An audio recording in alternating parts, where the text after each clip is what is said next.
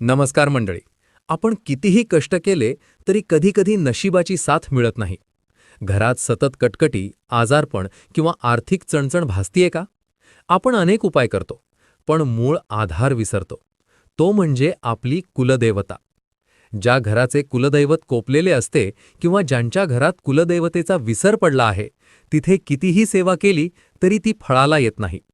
पण विचार करा, जर साक्षात रामनवमीच्या मुहूर्तावर तुम्ही तुमच्या कुलदैवतेला जागृत केलं आणि सोबत स्वामींची जोड दिली, तर तुमचं आयुष्य कसं बदलून जाईल. आज आपण अशा एका सेवेबद्दल बोलणार आहोत, जी तुमच्या आयुष्यातील अडथळे मुळापासून उपटून टाकेल. कुलदेवतेचे महत्त्व आणि समस्यांचे मूळ. शास्त्र सांगतं, कुलदेवता ही आपल्या घराचं कवच असते. बाहेरच्या बाधा किंवा संकट घरात येण्यापूर्वी कुलदेवता त्यांना अडवते. पण आपण सणवाराला कुलदेवतेला विसरतो आणि मग